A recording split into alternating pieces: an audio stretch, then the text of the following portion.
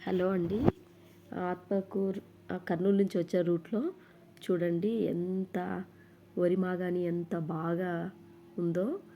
నాకు చాలా ముచ్చట అనిపించిందండి. పచ్చగా ఎంత దూరం చూసినా కనుచూపు మేరకు గ్రీన్ అంత గ్రీన్గా ఉందండి. పోయిన ఇయర్ ఇంత బాగా అసలు వరి మాగాణులు లేవండి, వర్షాలు సరిగా లేక. ఈసారి మటుకు అటువైపు అయినా ఇటువైపు అయినా బస్సుకు అటు ఇటు చూస్తే అండి కనుచూపు మేర వరి మాగాళ్ళు చాలా అందంగా సంక్రాంతి పండగకి కలకలలాడేలా ఉంది. నిజంగంటేనే ముచ్చటగా ఉందండి. బస్సు కూడా మన చుట్టం కాదు కదా, బస్సు అతను ఆగమంటే ఆగడానికి. అసలు నాకైతే దిగాలన్నంత ఆనందంగా ఉండిందండి.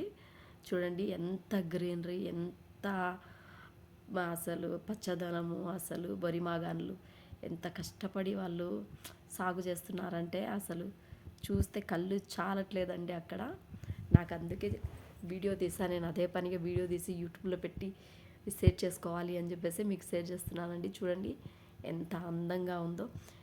బస్ పోతుంటేనే ఇంత అందంగా కనిపిస్తే అక్కడ మనం నించొని ఆ ప్రకృతిని ఆనందిస్తే ఎంత ఆనందంగా ఉంటుందో ఒక్కసారి చూడండి.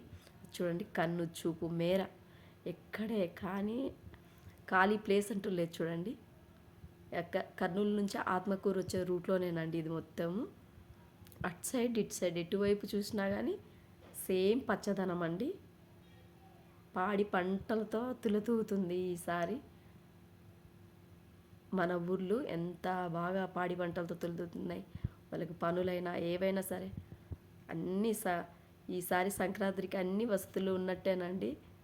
చూడండి ఎంత బాగా ఉందో అసలు. చూడండి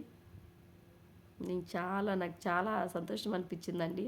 ఎప్పుడైనా వెళ్ళినప్పుడు చూస్తే ఎండిపోయి సరిగా వాటర్ లేక ఎట్లా అంటే అట్లా ఉండేదండి. ఈసారి చూడండి అసలు వరి మాగాళ్ళు ఎంత కలకలలాడిపోతున్నాయో. మీతో షేర్ చేసుకోవాలని చెప్పేసి నేను ఈ వీడియో తీశానండి. చూడండి బస్సు ఆపరుగానండి, ఆపే మాట అయితేనా చాలా చక్కగా అందులో వెళ్ళి ఎంజాయ్ చేసి కొంచెం ఒక 5 నిమిషాలు కూర్చునే చాలండి ప్రశాంతంగా. రైతులు ఎంత కష్టపడి వేసారో చూడండి. అసలు మనసుకు చాలా సంతోషంగా అనిపించింది నాకు అవి చూడంగానే.